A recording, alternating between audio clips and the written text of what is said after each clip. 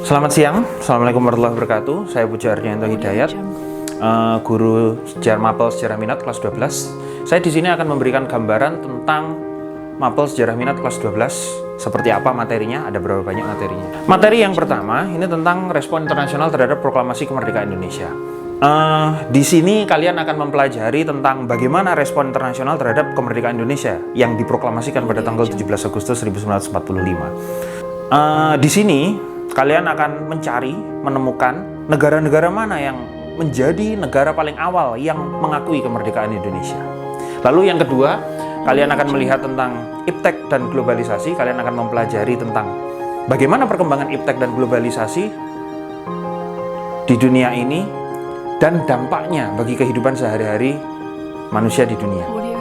Lalu materi yang ketiga adalah tentang Perang Dingin. Pasca Perang Dunia Kedua, setelah tahun 45, dunia terpecah menjadi dua blok atau dua kelompok negara yang mewakili dua ideologi besar dunia. Negara blok barat yang mewakili ideologi liberal atau demokrasi, dan negara blok timur yang mewakili ideologi komunis. Lalu di materi yang keempat kalian akan mempelajari organisasi-organisasi internasional di dunia. Ada banyak sekali organisasi internasional yang kalian pelajari. Ada NATO, SEATO, Pakta Warsawa, Sento, dan masih banyak lagi. Mulai dari negara-negara yang sebelumnya, mulai dari organisasi yang sebelumnya ada, lalu sekarang menjadi tidak ada, dan organisasi-organisasi yang sampai sekarang masih ada. Lalu di materi yang kelima, KD yang kelima, kalian akan mempelajari konflik-konflik yang terjadi di seluruh dunia.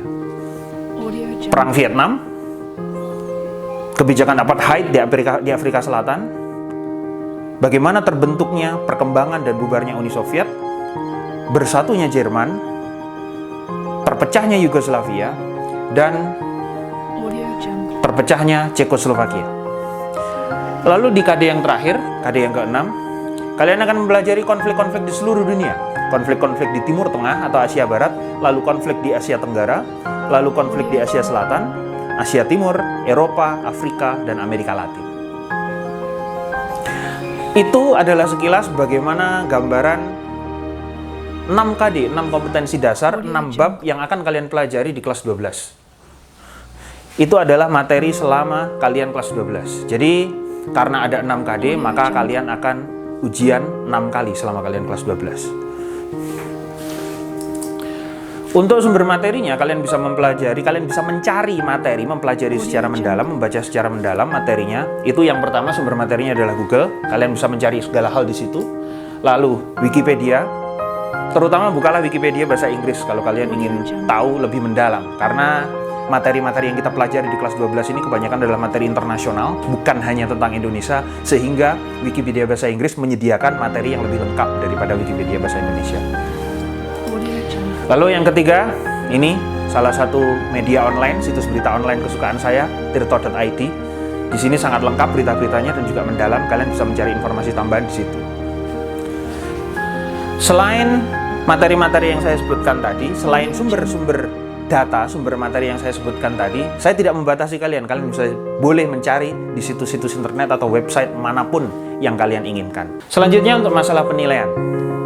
Penilaian atau ujian, saya menyediakan 6 macam penilaian. Yang pertama adalah penilaian lisan.